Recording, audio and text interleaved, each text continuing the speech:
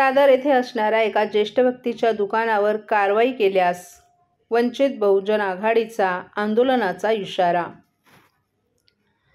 मुंबईमधील दादर येथील प्रसिद्ध अशा सिद्धिविनायक देवळाजवळ एका ज्येष्ठ दिव्यांग व्यक्तीचं दुकान आहे। सुभाष कोरडे असं या व्यक्तीचं नाव असून गेली 40 वर्ष या ठिकाणी ते आपला उदरनिर्वाह करत असून संपूर्ण कुटुंबियांची जबाबदारी ही कोरडे यांच्यावरच आहे। परंतु काही महिन्यांपासून कोरडे यांच्यावर बृहन्मुंबई महानगरपालिका अनधिकृत स्टॉल असल्याचं सांगून कारवाई करण्याचा बडगा उगारत आहे। या कारणानं कोरडे यांनी अनेक मंत्र्यांना, बृहन्मुंबई महानगरपालिका, स्थानिक आमदार आणि पोलीस ठाण्याला अधिकृत परवाना मिळावा यासाठी पत्रव्यवहार करून काहीच मार्ग न निघाल्यानं अखेरीस कोरडे यांनी मुख्यमंत्री एकनाथ शिंदे यांची ठाणे येथील निवासस्थानी भेट घेतली। या भेटीदरम्यान कोरडे यांना मुख्यमंत्री एकनाथ शिंदे यांनी आश्वासन देत लवकरात लवकर तोडगा काढला जाईल असं कुटुंबियांना त्यांचे आश्वासन दिले। मात्र जर कोरडे यांच्या दुकानावर कोणत्याही प्रकारची कारवाई केल्यास वंचित बहुजन आघाडीच्या वतीने याचा तीव्र निषेध करत आंदोलन छेडण्याचा इशारा देण्यात आलाय। वंचित बहुजन आघाडीचे भोला मंडळ ठाणे शहर जिल्हा सचिव यांनी यावेळी हा इशारा दिलाय।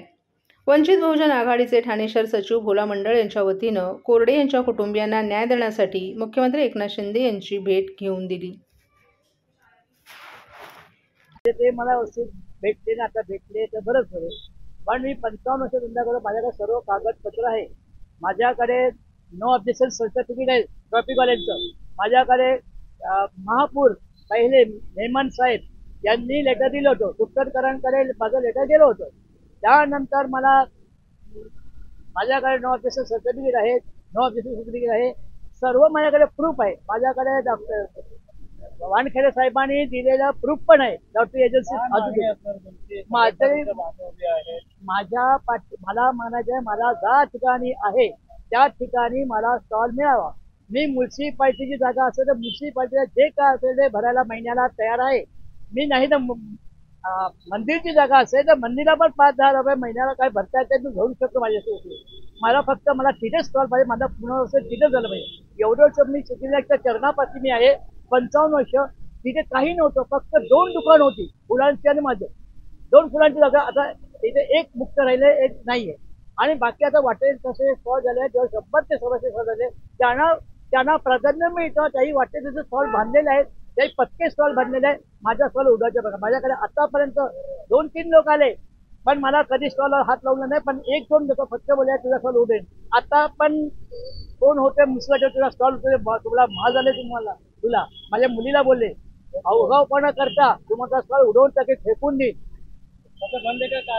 आता सध्या चालू आहे, आता सकाळी पण येऊन माझा माल सगळा उचलून नेलेला आहे।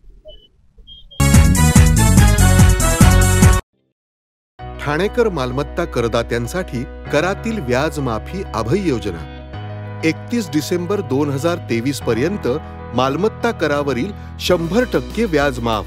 तसेच 1 जानेवारी ते 15 जानेवारी 2024 या कालावधीमध्ये मालमत्ता करावरील 75% व्याज माफ।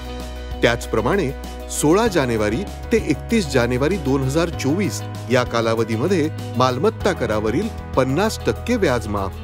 तरी सदर व्याज माफीच्या अभय योजनेचा ठाणेकर करदात्यांनी लाभ घ्यावा। महानगरपालिकेच्या कोणत्याही संकलन केंद्रावर कर भरण्याची सोय आहे। एटीएम, डेबिट, क्रेडिट कार्डद्वारे कर भरण्याची सुविधा उपलब्ध करून देण्यात आली आहे। सोमवार ते शनिवार या दरम्यान सकाळी 10:30 ते सायंकाळी 5 वाजेपर्यंत संकलन केंद्राची वेळ असून करदात्यांच्या सोयीसाठी रविवारी संकलन केंद्र सकाळी 10:30 ते दुपारी 1:30 वाजेपर्यंत सुरू ठेवण्यात येत आहे। यासोबतच ठाणे महानगरपालिकेच्या propertytax.thanecity.gov.in या संकेतस्थळावर ऑनलाईन पद्धतीने मालमत्ता कर भरण्याची सुविधा उपलब्ध करून देण्यात आली आहे। तसेच गुगल पे, फोन पे, पेटीएम आणि भीम ॲपद्वारे आपला कर सुलभतेने जमा करू शकता। ठाणे महापालिका क्षेत्रातील सर्व करदात्यांना विनंती आहे की आपण या व्याज माफी अभय योजनेचा जरूर लाभ घ्या आणि आपला मालमत्ता कर लवकरात लवकर महापालिकेमध्ये जमा करून महापालिकेस सहकार्य करा। धन्यवाद। ठाणे शहरातील मॉडेला मिल कंपाऊंड LBS रोड चेकनाका येथील भव्य मैदानात 23 ते 27 डिसेंबर दरम्यान संत शिरोमणी परमपूज्य आचार्य श्री सिद्धांशुजी महाराज यांच्या पावन सान्निध्यात विराट भक्ती सत्संगाचं आयोजन करण्यात आलं आहे. या कार्यक्रमाचं आयोजन विश्व जागृती मिशन ठाणे मंडळाच्या वतीनं करण्यात आले. या कार्यक्रमाचं उद्घाटन शनिवारी सायंकाळी ठीक 5 वाजता करण्यात आलं. यावेळी या प्रसंगी ठाणेकर आणि इतर परिसरातील नागरिक भाविकही मोठ्या संख्येनं उपस्थित होते. तर रविवार 24 डिसेंबर ते 26 डिसेंबर या 3 दिवसात सकाळी 9 ते 11 आणि सायंकाळी 5 ते 7 या वेळेत कार्यक्रम संपन्न होतील. विशेष कार्यक्रम सोमवारी 25 डिसेंबर ते 10 ते 12 दरम्यान वरदान लोक आश्रम काजूपाडा घोडबंदर येथे आयोजित करण्यात आला आहे. यावेळी विश्वजागृती मिशन ठाणे मंडळाच्या वतीनं श्री गुलशन धीर आणि समस्त कार्यकारिणी सदस्य यांच्या वतीनं विशेष लक्ष दिलं जाणार आहे.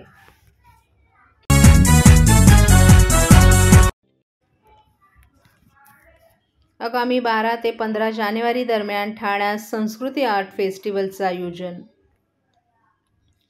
ठाण्यातील संस्कृती आर्ट फेस्टिवलमध्ये यंदा अयोध्येतील श्रीराम मंदिराची प्रतिकृती साकारण्यात येणार असून संपूर्ण उपवन तलाव परिसर राममय होणार आहे. यामुळे नववर्षात 22 जानेवारी रोजी होणाऱ्या अयोध्येतील श्रीराम मंदिराच्या प्राणप्रतिष्ठापनेची अनुभूती ठाणेकरांना घेता येणार आहे. 12 ते 15 जानेवारी रोजी होणाऱ्या या फेस्टिवलचं उद्घाटन मुख्यमंत्री एकनाथ शिंदे यांच्या हस्ते होणार असून या फेस्टिवलला उपमुख्यमंत्री देवेंद्र फडणवीस, अजित पवार तसंच अन्य मान्यवर मंडळीही उपस्थित राहणार आहेत, अशी माहिती आमदार सरनाईक यांनी एका पत्रकार परिषदेत दिली आहे. आमदार प्रताप सरनाईक फाउंडेशन विहंग प्रस्तुत संस्कृती आर्ट फेस्टिवल 2024 यंदा जय श्रीराम या संकल्पनेनुसार साजरा होतोय. या फेस्टिवलबाबत माहिती देताना आमदार सरनाईक यांनी 12 जानेवारी रोजी सायंकाळी मुख्यमंत्री एकनाथ शिंदे यांच्या हस्ते या फेस्टिवलचं उद्घाटन होणार असून पद्मश्री अनुराधा पौडवाल यांच्या भक्तिरंग या महनीय गायनानं फेस्टिवलचा प्रारंभ होणार आहे.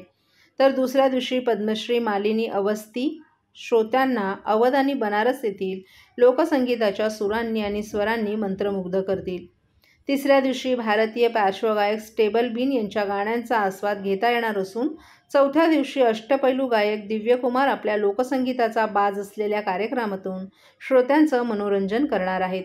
उत्सवातील 4ही दिवशी आध्यात्मिक गुरु, राजकीय सामाजिक क्षेत्रातील प्रभूती तसंच विविध महनीय व्यक्ती आदी 6 लाख रसिक उपस्थित राहणार असल्याचं आमदार प्रताप सरनाईक यांनी सांगितले. वाट बघत असतात तो उपवन येथील संस्कृती आर्ट फेस्टिवलला 12 जानेवारी रोजी सुरुवात होणार आहे. राज्याचे लोकप्रिय मुख्यमंत्री आदरणीय एकनाथ शिंदे साहेबांच्या हस्ते या फेस्टिवलचं दिमागदार उद्घाटन होणार आहे संध्याकाळी 6 वाजता आणि 12, 13 म्हणजे शुक्रवार, शनिवार, रविवार आणि सोमवार 12, 13, 14 आणि 15 जानेवारी रोजी हा फेस्टिवल आहे. या फेस्टिवलमध्ये प्रामुख्यानं पद्मश्री अनुराधाजी पौडवाल, 13 जानेवारीला प्रथमेश रवाटे, मुग्धा वैशंपायन, स्पृहा जोशी, 13 जानेवारीला पद्मश्री मालिनी अवस्थी, 13 जानेवारीला संध्याकाळी अनघा पेंडसे, 14 जानेवारीला सकाळी पद्मश्री प्रल्हाद सिंग टिपलिया, 14 जानेवारीला संध्याकाळी उत्कृष्ट असलेले पार्श्वगायक स्टेबिन बेन, 14 जानेवारीला संध्याकाळी 7:30 वाजता संजीवनी भेलांडे, 15 जानेवारीला संध्याकाळी 6 वाजता पार्श्वगायक दिव्यकुमार आणि 15 जानेवारीला संध्याकाळी 7 वाजता तरंगच्या स्टेजवर पूजा गायतोंडे याची गायकी म्हणजे वेगवेगळ्या क्षेत्रातील लाभवंत कलाकारांचा परफॉर्म या परिसरामध्ये होणार आहे. त्याचबरोबर देशातल्या विविध कलाप्रेमींसाठी एक पर्वणी म्हणून स्टॉल्स त्या ठिकाणी असणार आणि त्या स्टॉलच्या माध्यमातून वेगवेगळे कलाकार मंडळींनी तयार केलेली कलेची साहित्य ह्या स्टॉलच्या माध्यमातून सगळ्यांना खरेदीसुद्धा करता येईल.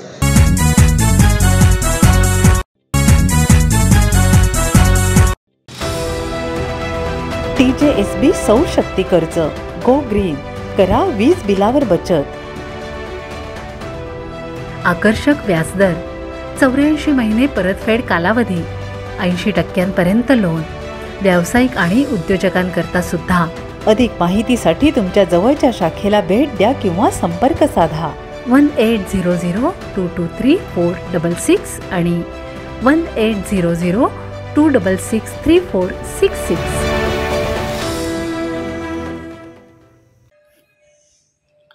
ठाणे महापालिका क्षेत्रात दररोज निर्माण होणाऱ्या कचऱ्याची शास्त्रोक्त पद्धतीनं विल्हेवाट लावण्यासाठी डायगर येथे कचऱ्यापासून वीज निर्मितीचा प्रकल्प उभारण्यापाठोपाठ आता पालिकेनं शहराच्या विविध भागात कचरा विल्हेवाट प्रकल्प उभारणीवर लक्ष केंद्रित केले. कोळशेत आणि गायमुख भागात कचऱ्यापासून खत निर्मितीचा प्रकल्प उभारण्याची कामं सुरू आहेत. या प्रकल्पामध्ये दररोज 130 टन कचऱ्याची विल्हेवाट लावली जाणार आहे. यातील कोळशेतचा प्रकल्प येत्या 15 दिवसात तर गायमुखचा प्रकल्प 2 ते 3 महिन्यात कार्यान्वित होईल. तसंच या प्रकल्पांमुळे कचऱ्याची परिसरातच विल्हेवाट लावली जाणार असल्यानं कचरा वाहतूक खर्चात बचत होईल असा दावा प्रशासनाकडून करण्यात येतोय. महापालिका घनकचरा विभागाच्या माध्यमातून कोळशेत परिसरात 30 टनाचा कचरा विल्हेवाट प्रकल्प उभारण्यात येत आहे. हा प्रकल्प पुढील 15 दिवसात सुरू करण्यात येईल असा दावा पालिका प्रशासनानं केला आहे. गायमुख भागात 100 टन कचरा विल्हेवाट प्रकल्प उभारण्यात येत आहे. या ठिकाणी ओल्या कचऱ्यावर प्रक्रिया करून खत निर्मिती केली जाणार आहे. हा प्रकल्प सुद्धा पुढील 2 ते 3 महिन्यात कार्यान्वित केला जाईल असा दावा पालिका प्रशासनानं केला आहे. त्याचप्रमाणे शहराच्या इतर भागातही अशाच प्रकारे छोटे प्रकल्प उभारण्यावर पालिकेनं लक्ष केंद्रित केले. या प्रकल्पांमुळे परिसरातील कचऱ्याची तिथेच विल्हेवाट लावली जाणार असल्यानं कचरा वाहतूक खर्चात बचत होणार आहे.